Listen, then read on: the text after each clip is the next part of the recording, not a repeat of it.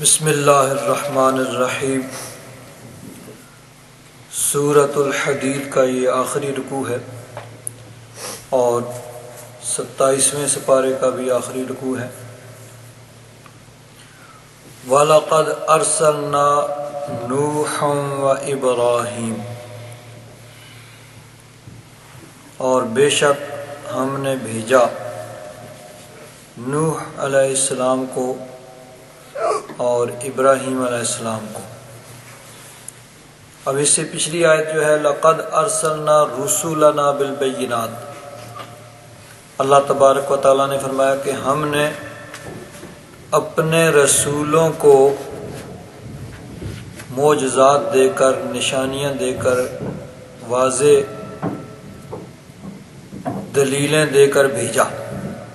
اب رسل جمع ہے رسول کی، تو یہاں تمام رسول مراد ہیں۔ یہ بھی یاد رکھیں کہ انبیاء کرام جو ہیں ان کی تعداد 1,24,000 یا کم و بیش جتنی بھی ہے۔ بعض روایات میں 1,24,000 کا ذکر بھی آتا ہے، لیکن چونکہ وہ ضعیف روایات ہیں تو اس لیے احتیاط اسی میں ہے کہ یہ کہا جائے کہ 1,24,000 یا کم و بیش جتنے بھی، کیونکہ اگر ہم یہ تعداد 1,24,000 یہ کہیں گے تو اگر انبیاء کی تعداد اس سے کم ہوئی تو پھر ہم اپنی طرف سے بڑھا رہے ہیں، اور اگر زیادہ ہوئی تو ہم اپنی طرف سے گھٹا رہے ہیں۔ تو یہ اس لیے یہ کہا جاتا ہے کہ 1,24,000 یا کم و بیش جتنے بھی انبیاء کرام تشریف لائے، ان میں سے کچھ وہ حضرات تھے جو رسول کے درجے پہ فائز تھے۔ نبی عام ہے، اب نبی سے آگے پھر درجہ رسول کا آتا ہے، یعنی وہ انبیاء کرام جن کو الگ سے شریعت عطا فرمائی گئی، یعنی جن کی اپنی الگ شریعت تھی۔ جو انبیاء کرام اپنے سے پہلے موجود کتابوں اور شریعتوں کی تبلیغ کرتے تھے، وہ نبی کے درجے پہ فائز ہیں کہ پہلے جو نبی گزرے ان کی کتاب اور ان کی شریعت، اسی کو انہوں نے فالو کیا، اسی کی تبلیغ کی۔ اور وہ انبیاء کرام جن کو اپنی الگ شریعت عطا کی گئی ان کو رسول کہا جاتا ہے۔ یہاں یہ یاد رکھیں کہ بنیادی تعلیمات تمام انبیاء کرام کی وہ ایک ہی ہے، ان میں کوئی فرق نہیں ہے۔ مثلا تمام نبیوں نے اللہ تبارک و تعالیٰ کی توحید کی تلقین کی کہ اللہ تعالیٰ وحدہ لا شریک ہے، وہی عبادت کے لائق ہے، اس کے علاوہ کوئی عبادت کے لائق نہیں۔ اس میں نہ کوئی اختلاف ہے نہ ہو سکتا ہے۔ آدم علیہ السلام سے لے کر نبی کریم صلی اللہ علیہ وسلم تک سب نے اسی کی تلقین کی۔ اسی طرح توحید کے بعد رسولوں پر ایمان لانا، قیامت پر ایمان لانا، اور مرنے کے بعد زندہ ہونے پر ایمان لانا، تقدیر پر ایمان لانا، یہ جو بنیادی چیزیں ہیں یہ تو سب کی تعلیمات ایک جیسی تھی۔ ہاں کچھ عبادات جو کچھ معاملات زمانے کے اعتبار سے مختلف تھیں، تو وہ مختلف شریعتوں میں عبادت کا طریقہ یا کچھ معاملات جو ہیں وہ الگ الگ تھے۔ تو جو اپنی شریعت لے کے آئے وہ نبیوں میں پھر رسول کے درجے پہ فائز تھے۔ ان کی تعداد علماء نے 313 بیان کی ہے۔ ان رسولوں میں پھر آگے درجہ اولو العزم رسول، پھر ان میں نبی کریم صلی اللہ علیہ وسلم کا درجہ سب سے بلند ہے۔ تو یہاں فرمایا کہ ہم نے اپنے رسولوں کو بینات کے ساتھ، یعنی دلیلیں، معجزات، روشن نشانیاں دے کر بھیجا۔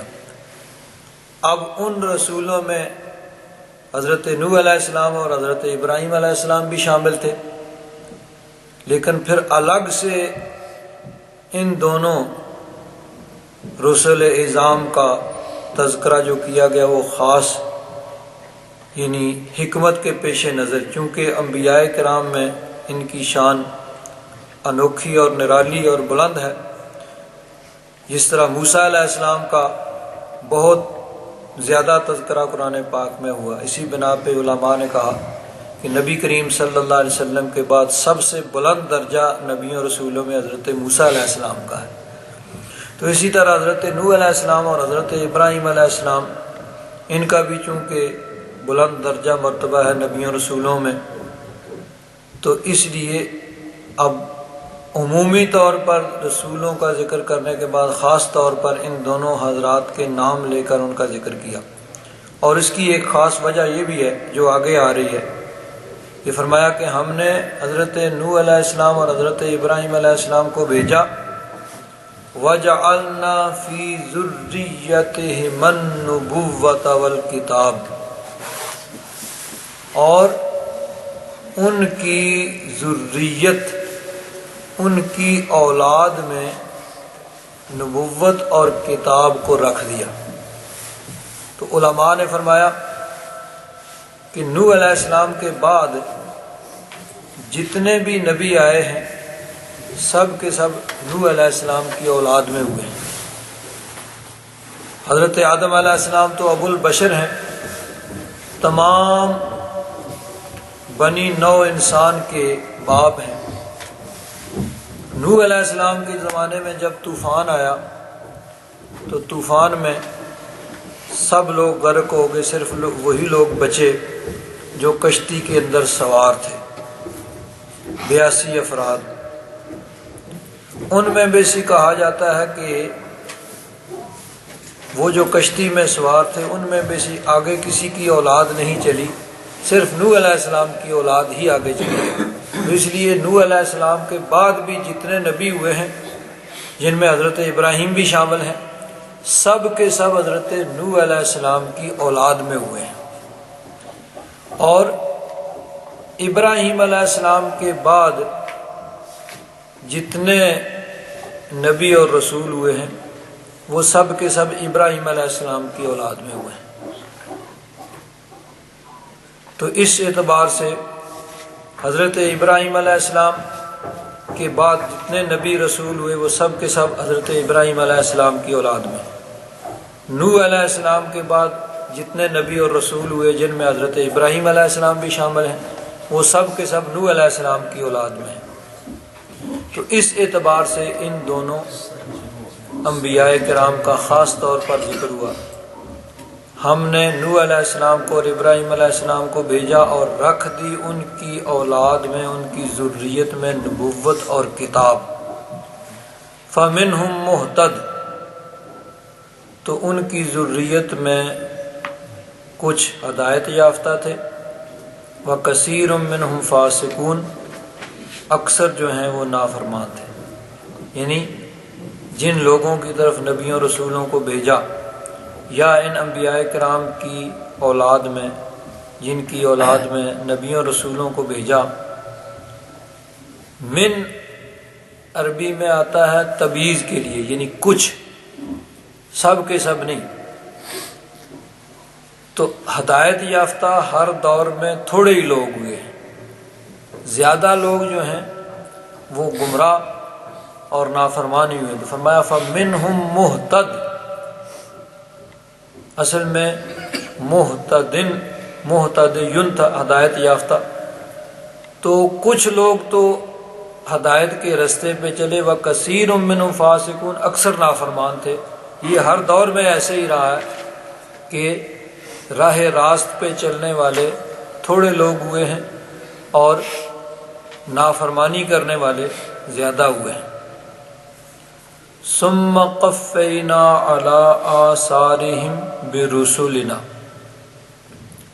پھر قفا یقفی کا معنی ہوتا ہے پیچھے پیچھے آنا۔ تو ان کے نقش قدم پر، یعنی ان رسولوں یا حضرت نوح علیہ السلام اور ابراہیم علیہ السلام، ان کے نقش قدم پر ہم نے اور رسولوں کو بھیجا، ان کے بعد اور رسول اعظام تشریف لائے۔ وَقَفَّيْنَا بِعِيسَىٰ ابْنِ مریم، اور ان کے بعد ہم نے حضرت عیسیٰ بن مریم کو بھیجا، عیسیٰ علیہ السلام کو بھیجا۔ یعنی پہلے جو نبی کریم صلی اللہ علیہ وسلم سے پہلے جتنے بھی انبیاء کرام آئے ان میں سب سے آخری حضرت عیسیٰ علیہ السلام ہیں۔ تو اس اعتبار سے خاص طور پر ذکر کیا کہ حضرت نوح علیہ السلام اور ابراہیم علیہ السلام کے پیچھے ہم نے ان کے بعد ان کے نقش قدم پر، ان کے طریقے پر اور انبیاء کرام کو، رسول اعظام کو بھیجا، پھر ان میں سے بعد میں حضرت عیسیٰ علیہ السلام کو بھیجا۔ وَآتَيْنَاهُ الْإِنْجِيلَ، وہ واحد کی ضمیر ہے، عیسیٰ علیہ السلام کو ہم نے انجیل عطا کی۔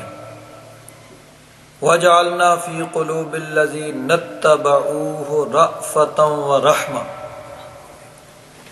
جنہوں نے حضرت عیسیٰ علیہ السلام کی اتباع کی، حضرت عیسیٰ علیہ السلام کو فالو کیا، ان کے دلوں میں ہم نے نرمی اور رحمت رکھ دی، یعنی آپس میں ایک دوسرے پر بڑے نرم دل اور مہربان تھے۔ وَرَهْبَانِيَّةً ابْتَدَعُوهَا، اور رہبانیت کا معنی ہے کہ لوگوں سے میل جول ترک کر کے الگ جا کے کہیں جا کے بیٹھ جانا اور عبادت کرنا، جیسا کہ عیسائیوں میں تھا کہ غاروں میں جا کے، پہاڑوں میں جا کے یا جنگل میں جا کے کوئی جھونپڑی لگا لینا اور وہاں اللہ اللہ کرنا، لوگوں سے کوئی تعلق واسطہ نہ رکھنا، مخلوقات سے دور جا کے، اس کو رہبانیت، ترک دنیا۔ تو رہبانیت فرمایا ابتدعوہا، اس کو انہوں نے خود شروع کیا۔ ما کتبناہا علیہم، ہم نے یہ ان پر نہیں لکھی، ہم نے ان پہ فرض رہبانیت نہیں کی تھی، خود ہی انہوں نے اس کو ایجاد کر لیا۔ الا ابتغاء رضوان اللہ، ہاں یہ جو رہبانیت انہوں نے ایجاد کی، یعنی ترک دنیا کو چھوڑ کے دور دراز پہاڑوں، غاروں میں، جنگلوں میں جا کے ڈیرا لگا لینا اور وہاں عبادت کرنا، اللہ تبارک و تعالیٰ فرماتا ہے ہم نے ان پر یہ لازم نہیں کی تھی، لیکن خود ہی انہوں نے ایجاد کر لی، اور ایجاد کرنے کا مقصد درست تھا، اچھی نیت سے انہوں نے اس کو ایجاد کیا، یعنی اللہ کی رضا کے لیے انہوں نے اس کو ایجاد کیا، لیکن فَمَا رَأَوْهَا حَقَّ رِعَایَتِهَا، پھر اس کی وہ رعایت نہ کر سکے جیسے اس کی رعایت کرنی چاہیے تھی، جس طرح اس کو نبھانا چاہیے تھا اس طرح اس کو انہوں نے نبھایا نہیں۔ یعنی وہ لوگ تو اس پہ قائم رہے، لیکن بعد والے جو لوگ تھے، بعد میں جو لوگ آئے، انہوں نے اس کو حصول دنیا کے حصول کا ذریعہ بنا لیا۔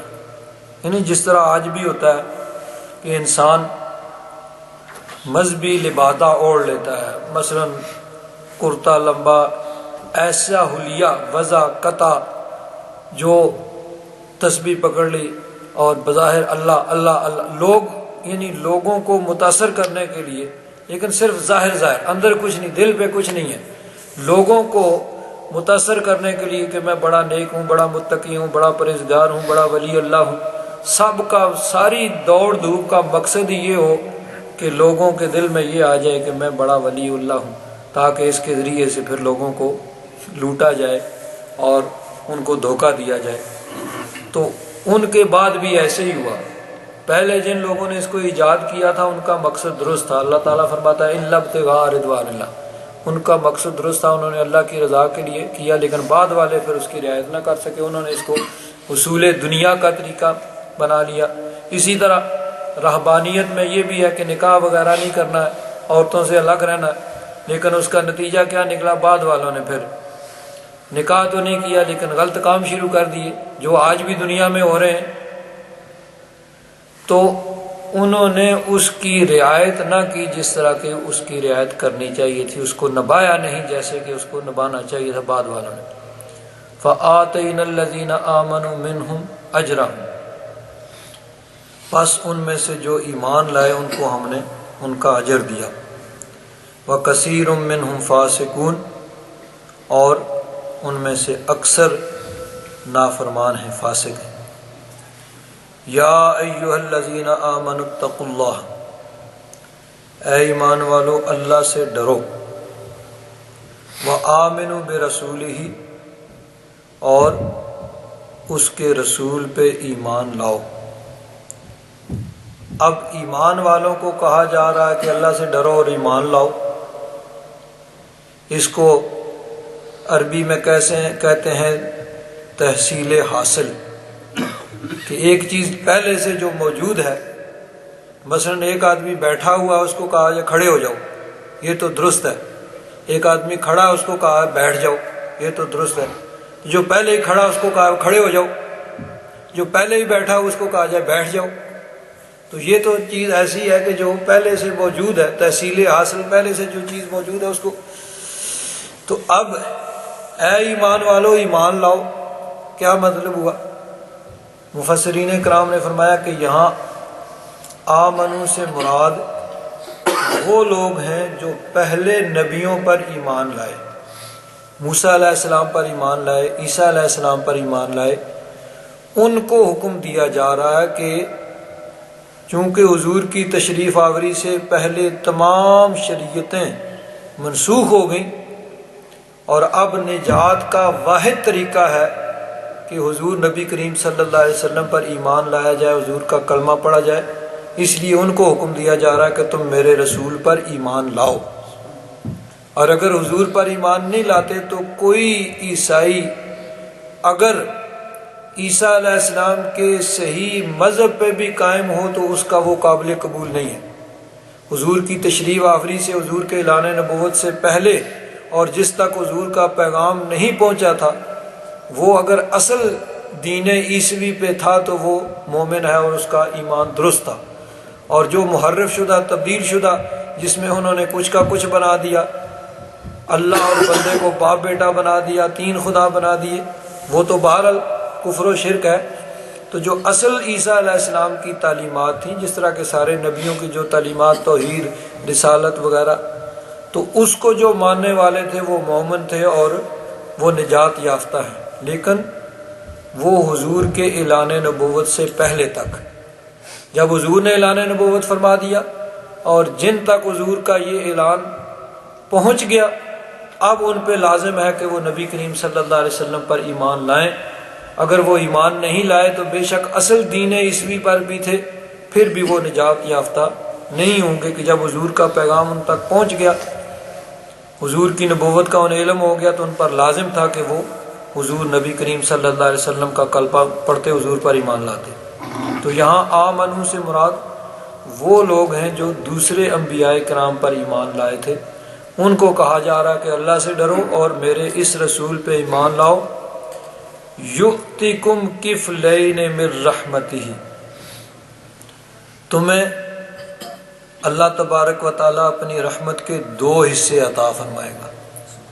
حدیث پاک میں بھی آتا ہے کہ وہ لوگ جو پہلے انبیاء کرام کے ماننے والے تھے، اہل کتاب میں سے جو حضور پہ ایمان لائے، ان کو دگنا اجر ملے گا، ایک اپنے نبی پر ایمان لانے کا اور پھر نبی کریم صلی اللہ علیہ وسلم پر ایمان لانے کا۔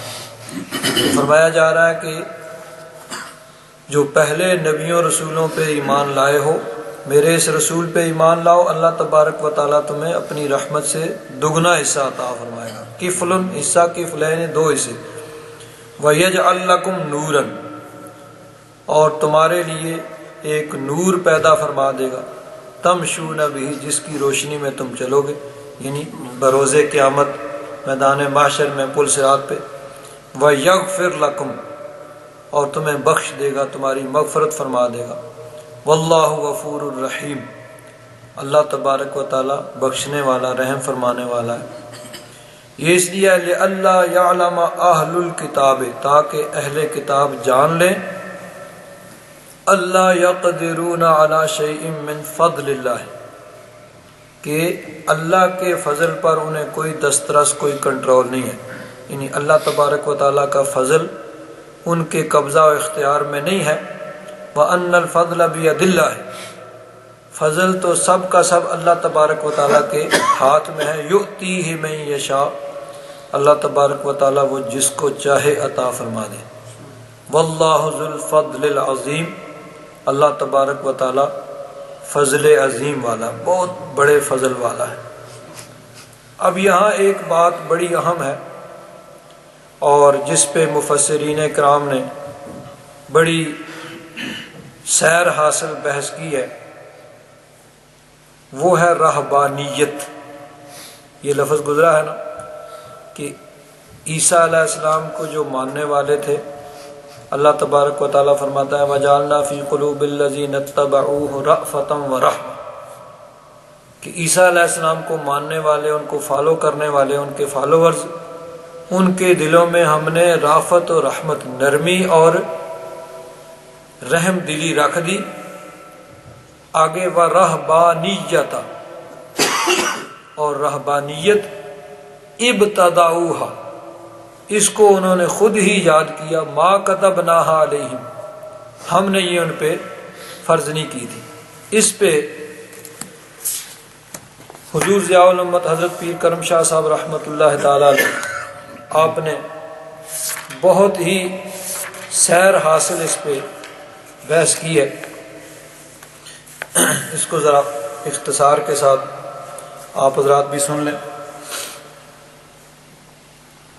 حضرت پیر کرم شاہ صاحب رحمۃ اللہ تعالی علیہ اس کے تشریح میں لکھتے ہیں، یہاں سے ایک نہایت اہم مضمون شروع ہوتا ہے جس میں کلیسا کی ساری تاریخ سمو دی گئی ہے۔ کلیسا یہ کہتے ہیں عیسائیت، ان کا جو یعنی یہ ایک انتظام تھا نا، یہ گرجے کا، گرجا کلیسا، عیسائیت کی ساری تاریخ سمو دی گئی، اس لیے اس کو سمجھنے کے لیے خصوصی توجہ اور محنت کی ضرورت ہے۔ پہلے تو ہم یہ سمجھنے کی کوشش کریں گے کہ اس آیت کا لفظی ترجمہ کیا ہے، پھر لفظ رہبانیت کی لغوی اور اصطلاحی تشریح کریں گے، اس کے بعد یہ بتائیں گے کہ رہبانیت کی ابتدا کس نے کی۔ یہ رہبانیت یعنی دنیا کو چھوڑ چھاڑ کے جنگلوں میں، بیابانوں میں، پہاڑوں میں، غاروں میں جا کے بسنا، اور جس طرح اور بھی اس میں انہوں نے پابندیاں لگائی ہوئی تھیں۔ تو یہ رہبانیت کی ابتدا کس نے کی اور کن حالات میں ہوئی؟ بعد ازاں اس میں جو طرح طرح کی خرابیاں پیدا ہوئیں اور جس طرح رہبانیت سے سارا عیسائی معاشرہ اور کلیسائی نظام متاثر ہوا، اس کا ذکر کیا جائے گا۔ آگے فرماتے ہیں اس جملہ کے ترجمہ میں علماء کے دو قول ہیں کہ وَرَهْبَانِيَّةً ابْتَدَعُوهَا مَا كَتَبْنَا عَلَيْهِمْ إِلَّا ابْتِغَاءَ رِضْوَانِ اللَّهِ۔ ایک معنی تو یہ ہے کہ رہبانیت کو انہوں نے ایجاد کر لیا، ہم نے ان پہ یہ فرض نہیں کی تھی، إِلَّا ابْتِغَاءَ رِضْوَانِ اللَّهِ، اس کا معنی ہوگا کہ ہم نے تو ان پہ یہ صرف یہ فرض کیا تھا کہ ہماری رضا کے لیے کام کریں، جو کام کریں ہماری رضا کے لیے کریں۔ ایک ترجمہ یہ ہے، اور دوسرا ترجمہ یہ ہے کہ رہبانیت کو انہوں نے ابتدا کیا، انہوں نے ایجاد کر لیا، ہم نے فرض نہیں کیا تھا، لیکن ان کا مقصد رہبانیت کو ایجاد کرنا ہماری رضا کی طلب تھی، یعنی ہماری رضا کو طلب کرنے کے لیے، ہماری خوشنودی حاصل کرنے کے لیے انہوں نے رہبانیت کی ابتدا کی، انہوں نے اس کو ایجاد کیا۔ ہم نے فرض تو نہیں کی، لیکن ان کا جو مقصد تھا وہ درست تھا، درست مقصد کے لیے انہوں نے اس کو ایجاد کیا۔ آگے فرماتے ہیں رہبانیت، اس میں دو لغتیں ہیں، رہبانیت اور رہبانیت۔ یہاں راہ پہ ہم زبر پڑھتے ہیں، لیکن دونوں لغتیں اس میں، رہبانیہ اور رہبانیہ۔ تو فرماتے ہیں پہلی صورت میں اس کا معنی ہوگا وہ مسلک اور وہ طرز حیات جس کی بنیاد خوف اور ڈر پر ہے۔ دوسری صورت میں اس کا معنی ہوگا ان لوگوں کا مسلک اور طرز زندگی جو ہر وقت ڈرنے والے اور خوفزدہ رہنے والے ہیں۔ یعنی پہلی صورت میں رہبانیت کی صورت میں اس کا معنی ہوگا کہ زندگی گزارنے کا وہ طریقہ، اور دوسری صورت میں ان لوگوں کا طریقہ جو اللہ تعالیٰ سے ڈرتے رہتے ہیں اور خوفزدہ رہتے ہیں، یعنی مفہوم ایک ہی ہو جائے گا۔ آگے علماء لغت کے حوالے سے لکھا ہے وَالرَّهْبَانِيَّةُ غُلُوٌّ فِي تَحَمُّلِ التَّعَبُّدِ مِنْ فَرْطِ الرَّهْبَةِ، یعنی رہبانیت کا معنی کیا ہے؟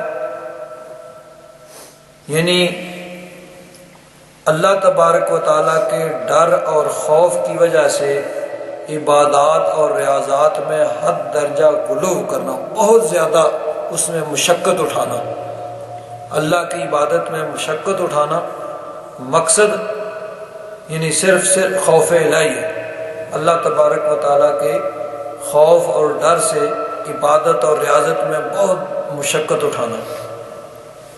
اسی طرح حضرت قاضی ثناء اللہ پانی پتی رحمۃ اللہ تعالی علیہ کی تفسیر مظہری کے حوالے سے بھی لکھا ہے، یعنی عبادت و ریاضت میں مبالغہ، لوگوں سے قطع تعلق، جائز اور مباح خواہشات کو بھی ترک کر دینا۔ یعنی جس طرح ہم روزے کی حالت میں جائز اور مباح کاموں کو چھوڑ دیتے ہیں، اب کھانا پینا جائز ہے، روزے کی حالت میں اس کو چھوڑ دیا جاتا ہے، اسی طرح بہت سے کام جو عام حالات میں جائز ہوتے ہیں روزے کی حالت میں ان کو چھوڑ دیا جاتا ہے۔ تو ہم تو صرف طلوع سحر سے لے کر غروب آفتاب تک کچھ جائز کاموں کو یعنی روزے کی صورت میں چھوڑتے ہیں، انہوں نے بہت سے جائز اور مباح کاموں کو یعنی رہبانیت کے طور پر ہمیشہ ہمیشہ کے لیے چھوڑ دیا۔ آپ لوگ ادھر توجہ رکھیں، یہ اسپیکر کو وہ ذرا سیٹ کر رہے ہیں، ساتھ ساتھ یہ بھی چلتا رہے گا، آپ ادھر توجہ رکھیں۔ تو رہبانیت کیا ہوا؟ عبادت اور ریاضت میں مبالغہ، لوگوں سے قطع تعلق، اور جائز اور مباح خواہشات کو بھی ترک کر دینا۔ آگے ایک اور لغت کی کتاب ہے لسان العرب علامہ ابن منظور افریقی کی، اس کے حوالے سے بھی لکھا ہے، یعنی دنیا کے مشاغل کو ترک کر دینا، اس کی لذتوں کو نظر انداز کر دینا، اہل دنیا سے عزلت گزینی یعنی ان سے تعلقات چھوڑ کے اپنے آپ کو طرح طرح کی مشقتوں میں مبتلا کر دینا۔ ان میں سے بعض لوگوں نے اپنے آپ کو وہ اپنے آپ کو خسی کر دیا کرتے تھے، بعض لوہے کی زنجیریں ڈال لیا کرتے تھے اور اپنے آپ کو طرح طرح کے عذابوں میں مبتلا کر دیتے تھے۔ یہ تو ہو گیا رہبانیت کا معنی۔ آگے فرماتے ہیں اب یہ عرض کرنا ہے کہ رہبانیت کی ابتدا کن حالات میں ہوئی اور کن لوگوں نے کی۔ ہمارے پاس صحیح حدیث موجود ہے جس سے حقیقت حال کھل کر سامنے آ جاتی ہے، یعنی یہ رہبانیت شروع کس طرح کی گئی۔ حضرت عبداللہ بن مسعود رضی اللہ تعالیٰ عنہ ارشاد فرماتے ہیں کہ میں سواری پہ نبی کریم صلی اللہ علیہ وسلم کے ساتھ حضور کے پیچھے بیٹھا ہوا تھا، ردیف یعنی سواری پہ جو ساتھ بیٹھتا ہے، تو میں کنت ردیف النبی صلی اللہ علیہ وسلم، میں سواری پہ حضور کا ردیف تھا، یعنی حضور کے ساتھ سواری پہ بیٹھا ہوا تھا۔ حضور نے فرمایا اے ام عبد، یہ کنیت ہے حضرت عبداللہ بن مسعود کی، اے ام عبد کے فرزند، کیا تم جانتے ہو کہ بنی اسرائیل نے رہبانیت کو کہاں سے اختیار کیا؟ میں نے عرض کیا اللہ اور اس کا رسول ہی بہتر جانتے ہیں۔ حضور نے فرمایا کہ عیسیٰ علیہ السلام کے بعد بنی اسرائیل پر جابر لوگ غالب آ گئے، یعنی اس طرح کے بادشاہ جو ظالم اور جابر تھے، انہوں نے فسق و فجور کا بازار گرم کر دیا، اہل ایمان نے غیرت ایمانی سے ان کے خلاف جہاد کیا، جو نیک لوگ تھے ان کے خلاف اٹھ کھڑے ہوئے، ان ظالموں جابروں کے خلاف ان کے ساتھ جنگ کی، لیکن 3 مرتبہ ان اہل ایمان کو شکست ہوئی اور صرف چند لوگ زندہ بچے۔ انہوں نے آپس میں کہا کہ اگر ہم نے پھر ان کے ساتھ لڑائی کی تو وہ ہم سب کو فنا کر کے رکھ دیں گے، اور ایک شخص بھی ایسا نہیں بچے گا جو دین حق کی طرف لوگوں کو بلائے۔ انہوں نے مشورہ کیا کہ ہم زمین میں منتشر ہو جائیں یہاں تک کہ وہ نبی مکرم تشریف لائے جس کی آمد کا وعدہ عیسیٰ علیہ السلام نے کیا تھا۔ یہ نیت ان کی تھی کہ اب ہم چلے جاتے ہیں غاروں میں، پہاڑوں میں جا کے عبادت کرتے رہتے ہیں تا وقت کہ وہ نبی مکرم تشریف، کیونکہ عیسیٰ علیہ السلام نے اپنے حواریوں کو، ماننے والوں کو یہ بار بار بتایا تھا کہ سب سے بلند شان والا اللہ کا آخری نبی آ رہا ہے۔ تو انہوں نے کہا کہ ہم منتشر ہو جاتے ہیں یہاں تک کہ وہ نبی مکرم تشریف لائے جس کی آمد کا وعدہ عیسیٰ علیہ السلام نے کیا تھا۔ پس وہ پہاڑوں کی غاروں میں منتشر ہو گئے اور انہوں نے رہبانیت کا آغاز کیا۔ ان میں سے کچھ لوگ تو اپنے دین کو مضبوطی سے پکڑے رہے اور بعض نے کفر اختیار کر لیا۔ پھر حضور صلی اللہ تعالی علیہ وآلہ وسلم نے یہ آیت تلاوت کی،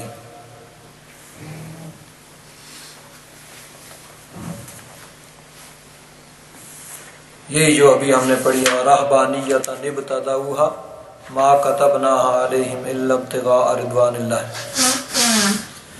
آگے فرماتے ہیں اس حدیث پاک سے یہ واضح ہو گیا کہ جبر و تشدد کے ان واقعات میں ان کا یہ ایک اضطراری فعل تھا، یعنی مجبوراً انہوں نے یہ کام اختیار کیا تھا۔ جن لوگوں نے اس رہبانیت کو اختیار کیا وہ اضطراری فعل تھا، یعنی مجبوراً، ضرورت کے تحت۔ ان کے ذہن میں قطعاً یہ بات نہ تھی کہ دنیا اور اہل دنیا سے کنارہ کشی دین عیسوی کی روح رواں ہے، یعنی عیسیٰ علیہ السلام نے اس کی تعلیم نہیں دی تھی، نہ ان کا مقصد یہ تھا کہ یہ کوئی عیسیٰ علیہ السلام کی تعلیمات ہیں۔ انہوں نے ایک ضرورت کے تحت اس کام کو کیا تھا، اس کے بغیر نہ اچھا اب کیا سمجھتے ہیں عیسائی کہ اس کے بغیر نہ انسان روحانی ترقی کر سکتا ہے اور نہ اسے قرب الہی کا شرف حاصل ہو سکتا ہے۔ یہ ان کا مقصد نہیں تھا، یہ ان کے پیش نظر نہیں تھا۔ انہوں نے جابر اور ظالم بادشاہوں کے ظلم و ستم سے اپنے آپ کو اور اپنے ایمان کو بچانے کے لیے مجبوراً یہ قدم اٹھایا تھا، لیکن بعد میں آنے والوں نے اسی کو دین بنا لیا، اور جیسے جیسے وقت گزرتا گیا اس میں اختراعات کا اضافہ ہوتا گیا۔ لوگوں نے اپنے اوپر تشدد اور پابندیوں کا اتنا بوجھ لاد لیا کہ زندگی وبال جان بن گئی۔ کلیسا کے خانقاہی نظام کی تاریخ کا مطالعہ کرنے سے پتہ چلتا ہے کہ انہوں نے کس طرح اپنی جائز خواہشات کا گلا گھونٹا، ازدواجی زندگی کو خیر بات کہی، یہاں تک کہ جو شخص کسی مذہبی خدمت کو انجام دینے پر مقرر ہوتا اس کے لیے شادی شدہ ہونا بڑا عیب شمار ہوتا۔ غیر شادی شدہ آدمی کو کلیسا کا عہدیدار بنتا تو اس کا شادی کرنا خارج از بحث تھا، لیکن جو لوگ پہلے سے شادی شدہ تھے ان پر لازمی تھا کہ وہ اپنی بیوی سے ازدواجی تعلقات کو منقطع کر دیں۔ اس طرح عورتوں کو بھی شادی نہ کرنے پر طرح طرح کی ترغیب دی جاتی۔ یہ تاریخ جو ہے وہ نقل کر رہے ہیں۔ سینٹ جیرون، یہ بہت بڑا کوئی مذہبی رہنما گزرا ہے عیسائیت کا۔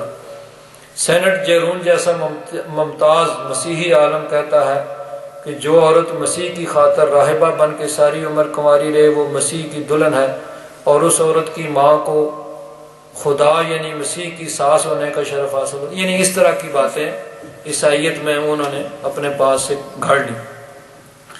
ماں باپ، بھائی بہن اور اولاد سے بھی قطع تعلق روحانی مدارج کے طے کرنے کے لیے شرط اول تھی۔ جو لوگ رہبانیت اختیار کرتے وہ عمر بھر اپنے اہل و عیال اور ماں باپ سے الگ تھلگ رہتے۔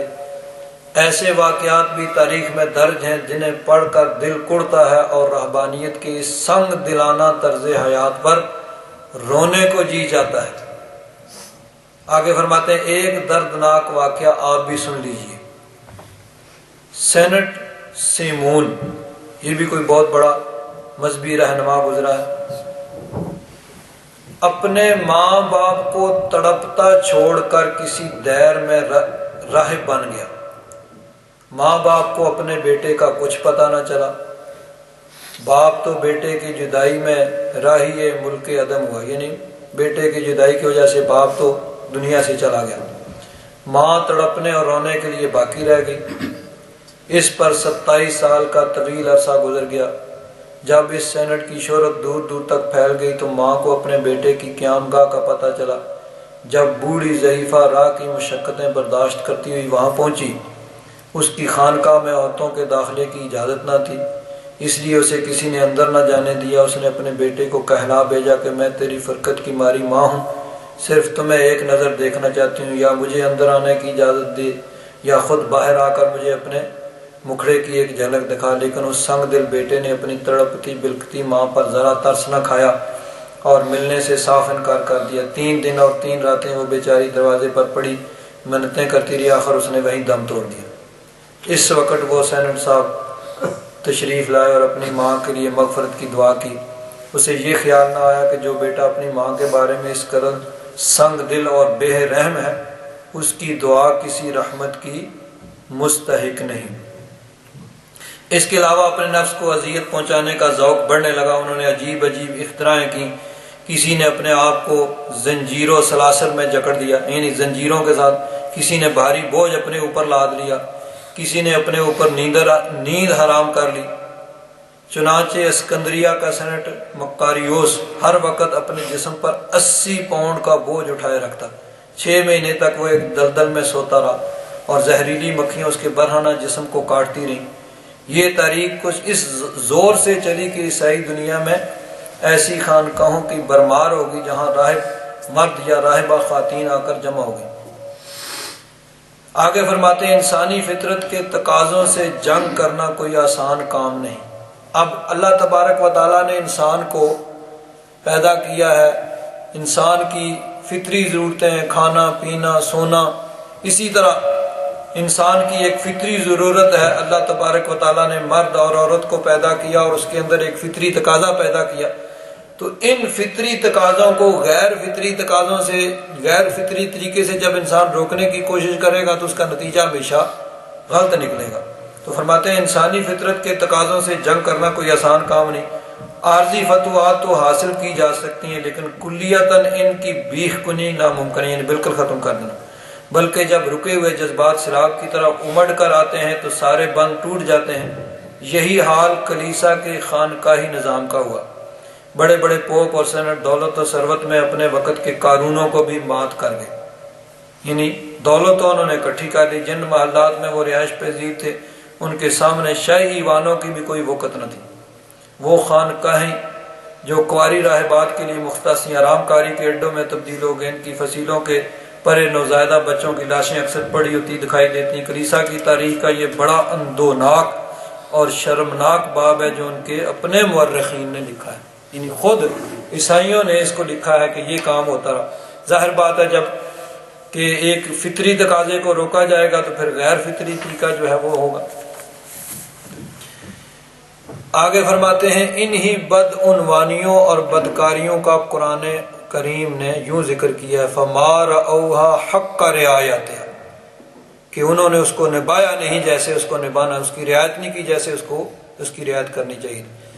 ایک جملہ میں بیان کر دیا۔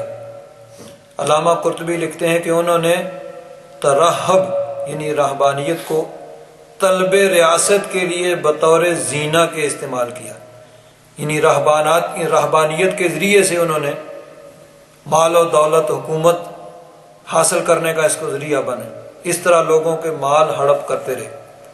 اسلام نے اپنے ماننے والوں کو اللہ تعالیٰ کی عبادت کی ترغیب دی، خواہشات نفس کی پیروی سے روکا، دولت کی محبت اور دنیاوی آسائشوں میں غرق ہونے سے منع کیا۔ یہ چیز اب خاص طور پر سارا بیان کرنے کا مقصد یہ ہے کہ ایک طرف وہ رہبانیت ہے جس کو عیسائیوں نے ایجاد کیا اور اس کے پھر غلط نتیجے نکلے، اب فرماتے ہیں اسلام نے اپنے ماننے والوں کو اللہ تعالیٰ کی عبادت کی ترغیب دی، عبادت کا بار بار حکم دیا کہ اللہ تعالیٰ کی عبادت میں کوشش کرو، محنت کرو، اللہ تعالیٰ کی عبادت کرنے کی ترغیب دی، خواہشات نفس کی پیروی سے روکا کہ انسان اپنے نفس کی خواہشات کے پیچھے چل پڑے، اللہ رسول کے حکم کو پسے پشت ڈال کے اپنے خواہش کہ جو میرا دل چاہے گا وہ کروں گا، نہیں، ہم اللہ رسول کے حکم کے پابند ہیں، اپنی مرضی اپنی طبیعت کے پابند نہیں ہیں۔ اپنی مرضی اور طبیعت کا پابند تو حیوان ہوتا ہے، حیوانی زندگی ہے۔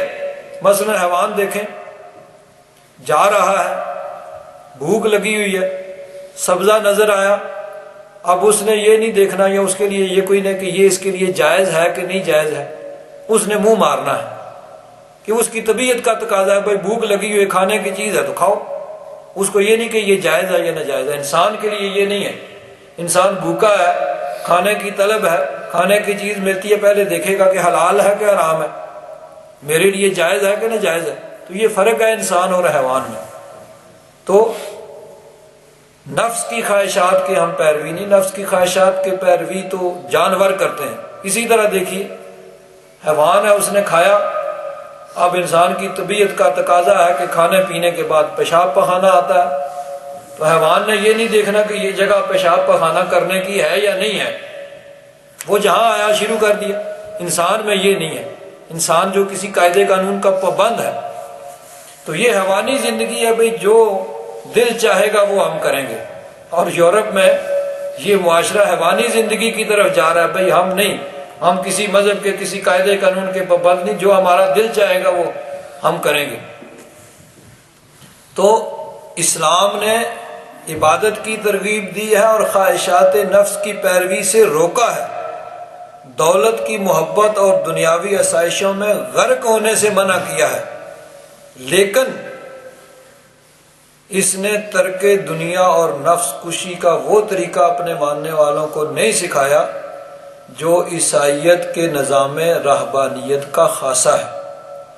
اسلام نے شادی کی اجازت دی ہے، اس نے کھیتی باڑی تجارت اور صنعت کا شوق دلایا ہے، صرف اجازت ہی نہیں بلکہ کھیتی باڑی تجارت صنعت اس کی ترغیب دی ہے، بھئی یہ کام کرو، رزق حلال کے لیے کوشش کرو، محنت کرو۔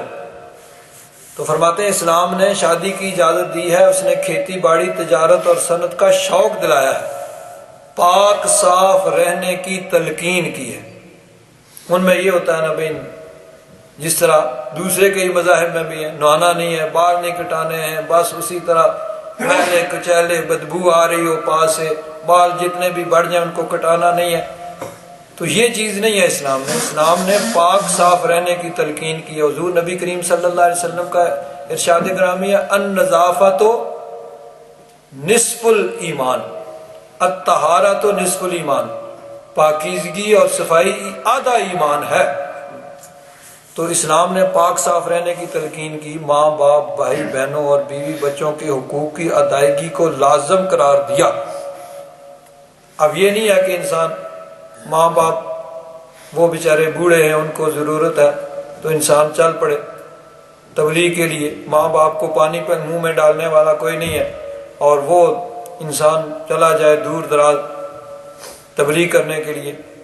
اسی طرح گھر میں بیوی بچے ہیں، ان کے کھانے پینے کا، ان کے رہنے سہنے کا انتظام کرنا، یہ نہیں ہے ان کو چھوڑ کے انسان چل پڑے، یہ چیز اسلام میں نہیں ہے۔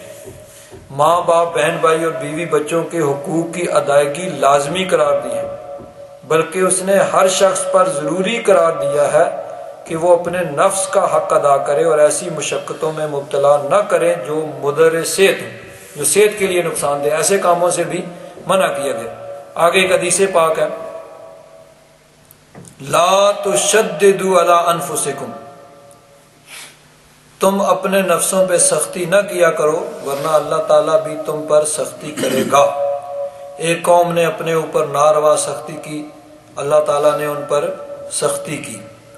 تو اسلام میں یہ نہیں ہے، اسلام میں جو ہے میانہ روی اور درمیانہ رستہ جو ہے اس کو اختیار کرنے کا حکم دیا گیا ہے کہ یہ ساری چیزیں، آپ دیکھیں روزہ بھی ہے، صبح سے شام تک ہے، شام کو افطاری کرتے ہیں، صبح سحری کی حضور نے ترغیب دی ہے کہ بس ضرور سحری کرو، کچھ نہ کچھ پانی پی لو، اور خواہش نہیں ہے، کچھ 1-2 گھونٹ دودھ پی لو، کھجور کھا لو، 2-4 لقمے جو بھی ہو، سحری کی ترغیب دی۔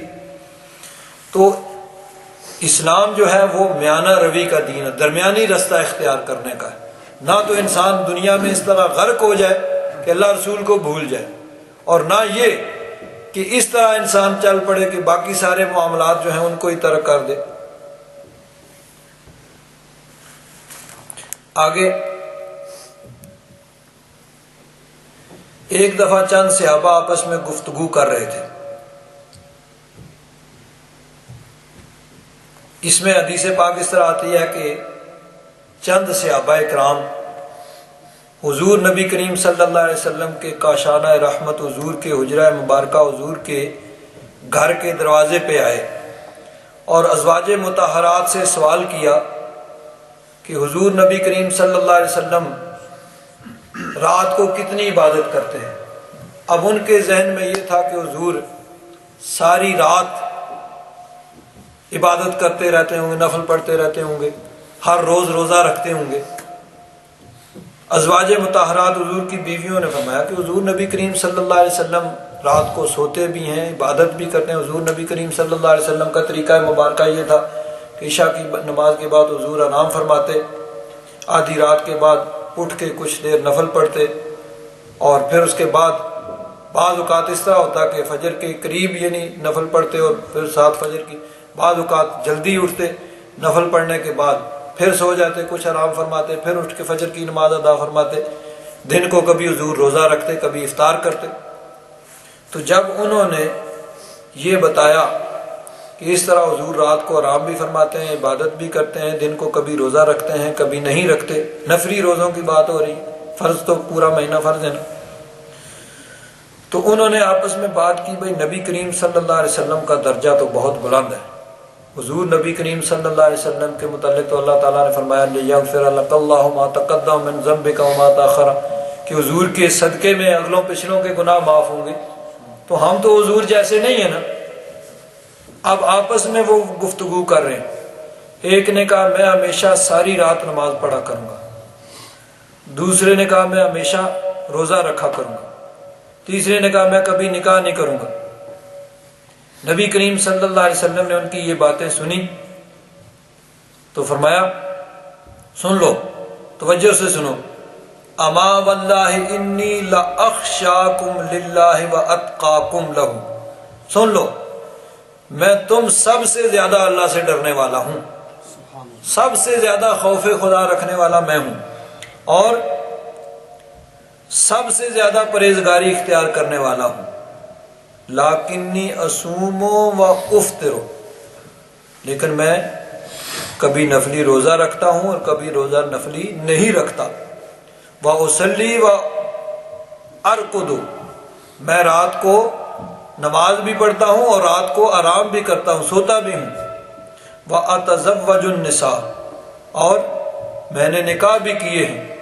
فمن رغب عن سنتی فلیس منی، سن لو جو میری سنت سے اعراض کرے گا، منہ موڑے گا، اس کا میرے ساتھ کوئی تعلق نہیں ہے۔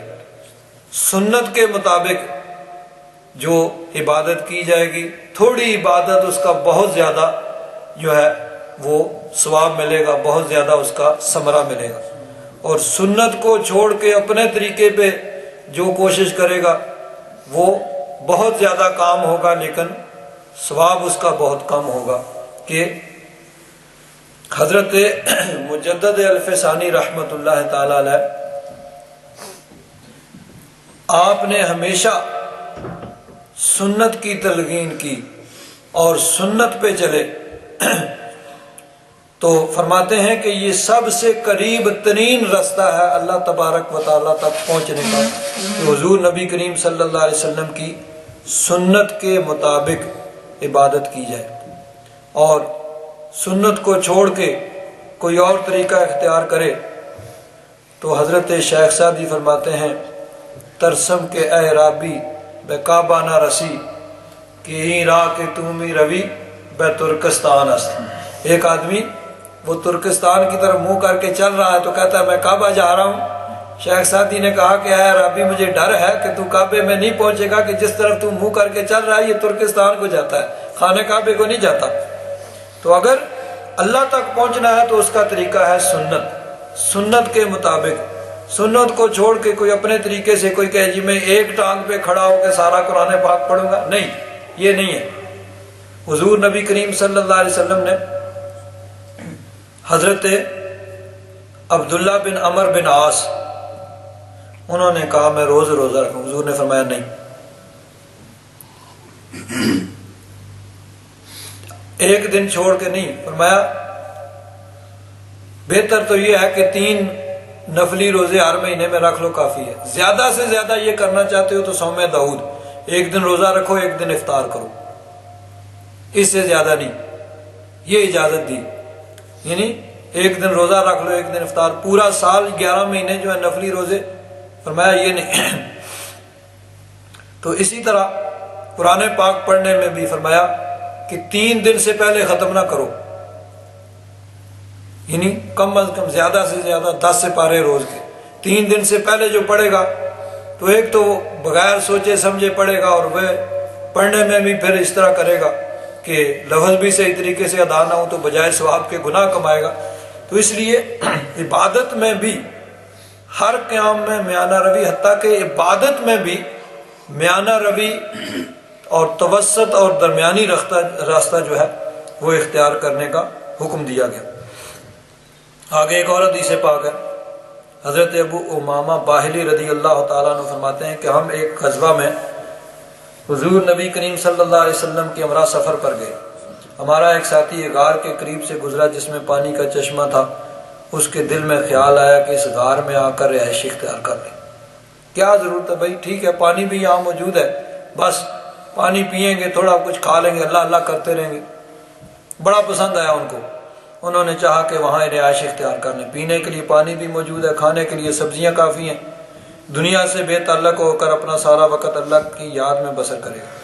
کہنے لگا میں نے حضور کی خدمت حاضر ہو کر اپنی یہ ارادہ عرض کیا، یہ ارادہ عرض کرتا ہوں اگر حضور نے اجازت مرحمت فرمائی تو ایسا کروں گا، اور اجازت نہ ملی تو خیر۔ چنانچہ وہ حاضر خدمت ہوئے اور اپنی خواہش کا اظہار کیا، تو نبی کریم صلی اللہ علیہ وسلم نے ارشاد فرمایا انی لم ابعث بالیہودیت ولا بالنصرانیت، میں یہودیت اور نصرانیت کے ساتھ مبعوث نہیں کیا گیا، یعنی یہ جو ترک دنیا نہ رہبانیت، یہ یہودیت عیسائیت کا خاصہ ہے، میں اس کے ساتھ نہیں بھیجا گیا ہوں، بلکہ ملت حنیفیہ دے کر بھیجا گیا ہوں جس میں آسانی اور فراخی ہے۔ اس ذات پاک کی قسم جس کے دستے قدرت میں میری جان ہے، ایک صبح اور ایک شام راہ خدا میں جہاد دنیا و ما فیہا سے افضل ہے، اور تمہارا مجاہدین کی صف اول میں کھڑا ہونا 60 سال کی نفلی عبادت سے بہتر ہے۔ اسی طرح حضرت انس رضی اللہ تعالیٰ عنہ روایت کرتے ہیں کہ نبی کریم صلی اللہ علیہ وسلم نے فرمایا ہر امت کے لیے رہبانیت اور میری امت کی رہبانیت راہ خدا میں جہاد ہے۔ نصارہ نے یعنی عیسائیوں نے ظالموں اور جابروں سے اپنی جان اور اپنا ایمان بچانے کے لیے جنگلوں اور پہاڑوں کی راہ دی، لیکن غلامان مصطفیٰ علیہ اطبی ابوالصلاۃ وازک الثناء کے لیے یہ طریقہ کار روانی باطل کے سامنے سینہ سپر رہنا، سیف و سنان قلب و زبان سے مارکہ جہاد گرم رکھنا اور اسی حالت میں جان دے دینا اسلامی رہبانیت کا کمال ہے۔ تو اسلام میں ہر معاملے میں میانہ روی اختیار کی گئی۔ ایک حدیث پاک، ایک صحابی حضرت سعد، ان کا گھر مسجد نبوی سے تھوڑا دور تھا، تو وہ کیا کرتے، عشاء کی نماز نبی کریم صلی اللہ علیہ وسلم کے ساتھ پڑھتے، پھر اپنے محلے میں جاتے، محلے میں جو مسجد تھی وہاں جا کے پھر جماعت کرواتے۔ یہ حدیث پاک ساری کتابوں میں موجود ہے۔ اب یہاں ایک بات تو یہ قابل غور ہے کہ فرض ایک دفعہ پڑھے جاتے ہیں، ایک دفعہ جس نے فرض پڑھ لے، اکیلے پڑھ لی یا جماعت کے ساتھ پڑھ لی، اب دوبارہ فرض وہ نہیں پڑھ سکتا۔ اب وہ دوبارہ اگر جماعت کرائے گا تو اس کے پیچھے نماز درست نہیں ہوگی، کیونکہ وہ تو فرض ادا کر چکا ہے، اب اس کی نماز نفلی نماز ہے، تو نفلی والے کے پیچھے فرض نہیں ہو سکتے۔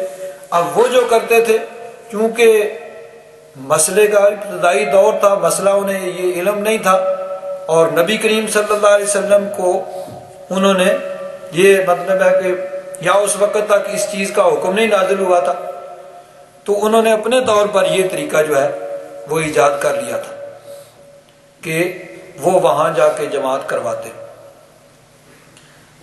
اب جماعت کرواتے تو کیا، وہ جا کے لمبی قرات شروع کر دیتے۔ تو وہ لوگ جو تھے، ان کے محلے کے مزدور، محنت کرنے والے، کاروباری لوگ جو بھی تھے، اب وہ بیچارے پریشان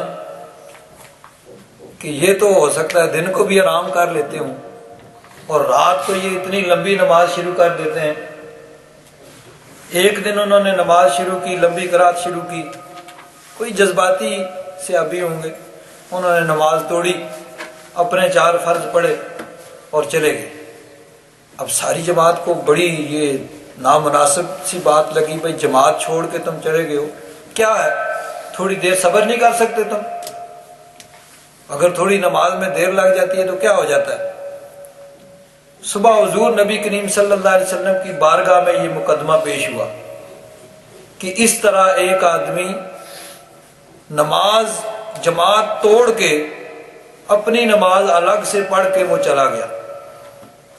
اب دونوں فریق بھی پیش ہوئے، حضرت سعد بھی ہیں اور وہ نماز کو توڑنے والے بھی۔ تو حضور نبی کریم صلی اللہ علیہ وسلم نے ان کو تو کچھ نہیں کہا، حضرت سعد کو جھڑکا، فرمایا تم لوگوں میں فتنہ پیدا کرتے ہو، جب نماز پڑھاؤ تو درمیانی نماز پڑھاؤ۔ نمازیوں میں کچھ بوڑھے بھی ہوتے ہیں، کچھ بیمار بھی ہوتے ہیں، ہر طرح کے لوگ ہوتے ہیں، حاجت مند ہوتے ہیں، ضرورت مند ہوتے ہیں، تو تم درمیانی رستہ اختیار کرو، نہ تو یہ کہ اللہ اکبر کے امام صاحب رکوع میں ہیں، مقتدی کھڑے ہیں، مقتدی رکوع میں جا رہے ہیں، امام صاحب کھڑے ہیں، امام مقتدی ابھی کھڑے بھی نہیں، امام صاحب سجدے میں پہنچے، نہ یہ طریقہ، اور نہ یہ اتنا لمبا کہ لوگ ہی بیچارے تھک جائیں اور گرنا شروع ہو جائیں۔ درمیانی رستہ جو ہے وہ اختیار کرنا چاہیے۔ تو یہ اسلام جو ہے میانہ روی کا دین ہے، اس میں یعنی وہ چیز نہیں ہے، انسانی فطرت کے خلاف کوئی بات نہیں ہے، بلکہ درمیانی رستہ اختیار کرنے کا، ہر معاملے میں میانہ روی اختیار کرنے کا حکم دیا گیا۔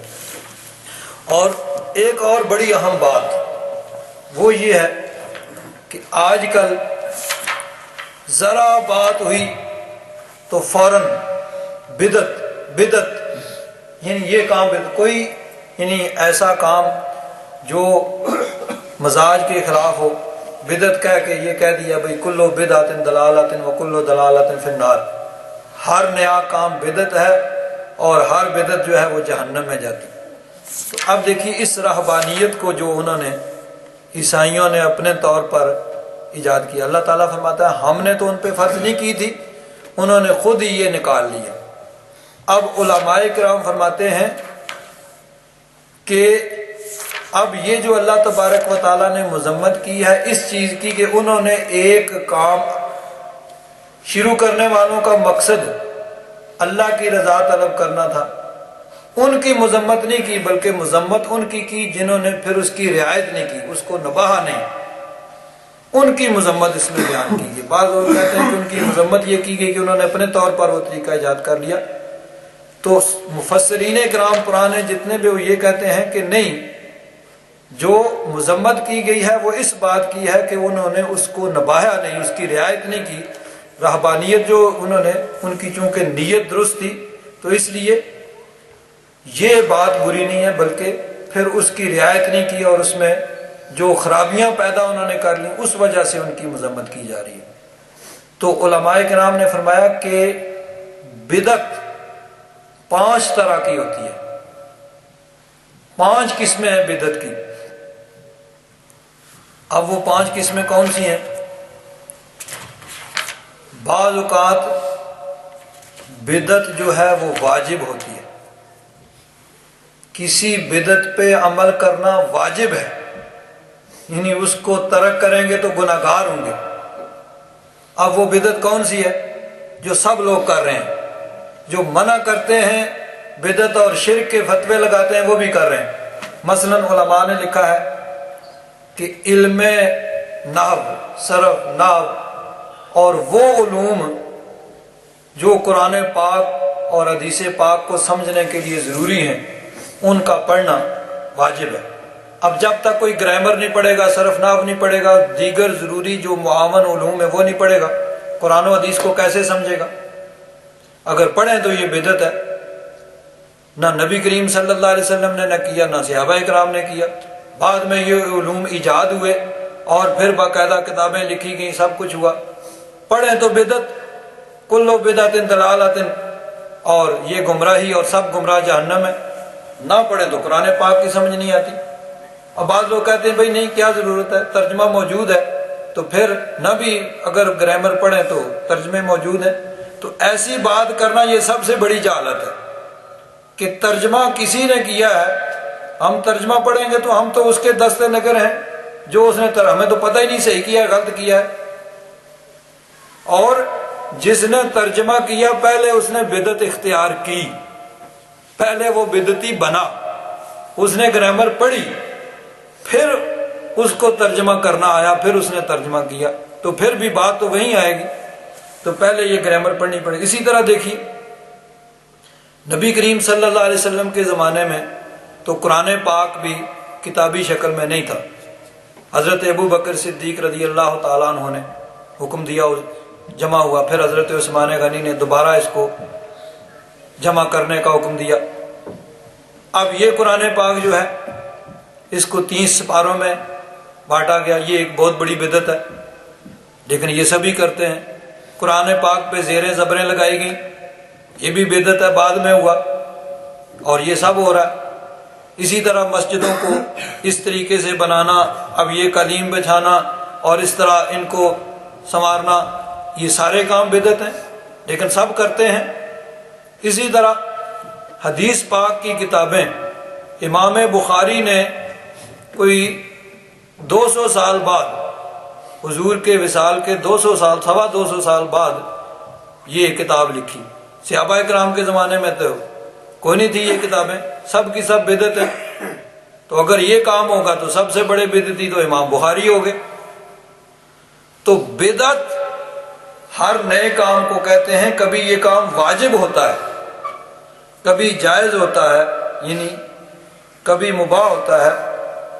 بدعت سیئہ، بری بدعت وہ ہے جو قرآن و حدیث کے خلاف ہو، جس کی وجہ سے سنت اٹھ جائے، جو شریعت مطہرہ کے خلاف نیا کام ہوگا وہ بدعت سیئہ ہوگا، وہ برا ہے، اس کی مذمت بیان کی گئی ہے۔ جو بھی کام سنت اور شریعت کے تحت آ جائیں گے، ان کے مطابق ہوں گے، وہ چاہے قرون اولیٰ میں صحابہ اکرام کے دور تک بھی نہیں ہوئے، بعد میں ایجاد ہوئے، جب وہ سنت اور شریعت کے مطابق ہیں، اس کے تحت میں داخل ہوتے ہیں، تو پھر وہ برے نہیں ہیں۔ بدعت جو عام طور پر کہا جاتا ہے اس سے مراد بدعت سیئہ ہوتی ہے، یعنی ہر وہ برا کام جو خلاف شریعت، خلاف سنت ہو، جس کی وجہ سے سنت اٹھ جائے، وہ برا کام ہے۔ اب یہ کہنا کہ جی جو بھی نیا کام ہے وہ برا ہے، تو یہ سب کرتے ہیں۔ اب بخاری پڑھائی بھی جاتی ہے، صحابہ کرام کے زمانے میں تو بخاری تھی ہی نہیں، پڑھتے کہاں، یہ بھی بدعت ہے۔ بخاری، ختم بخاری بھی ہوتا ہے، جلسے بھی ہوتے ہیں۔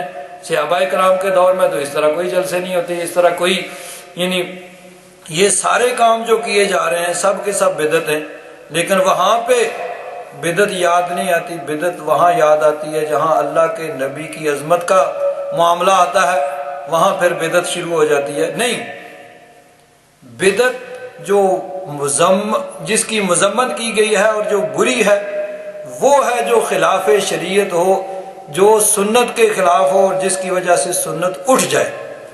ورنہ عام کام جو شریعت کے تحت میں داخل ہوں وہ جو ہیں وہ برے نہیں ہیں، بلکہ بعض اوقات وہ واجب اور ضروری ہوتے ہیں، جس طرح یہ علوم پڑھنا۔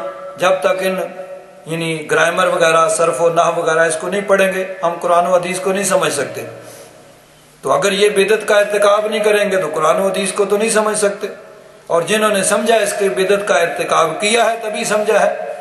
ہم جب ان کے طریقے پہ کے مطابق سمجھیں گے تو ان کے پیچھے چلیں گے یا ان کے کیے ہوئے ترجمے کو پڑھیں گے جنہوں نے پہلے بدعت کا ارتکاب کیا، صرف و نحو کو پڑھا، اور یہ بدعت واجب ہے، اس کے بغیر چارہ کار ہی نہیں ہے۔ بہت سے اور ایسے بھی کام ہوں گے جو ضروری ہوں گے۔ تو اس لیے اب دیکھیے بہت سے علماء کرام نے یہ 5 قسمیں بدعت کی جو ہیں وہ بیان کی ہیں۔ سب نے یہ کہا کہ بعض اوقات یہ ضروری ہوتا ہے، بعض اوقات یہ مستحب ہوتی ہے، بعض اوقات مباح ہوتی ہے، بھئی کر لو ٹھیک ہے، نہ کرو پھر بھی کوئی حرج نہیں، بعض اوقات مکروہ ہوتی ہے، اور بعض اوقات حرام ہوتی ہے۔ حرام بدعت وہی ہے جو قرآن و حدیث کے خلاف ہو، سنت کے خلاف ہو، جس کی وجہ سے شریعت مطہرہ کی خلاف ورزی ہو رہی ہو، اور یہ سب نے اس کو تسلیم کیا۔ اللہ تبارک و تعالی ہم کو اس کی سمجھ عطا فرمائے۔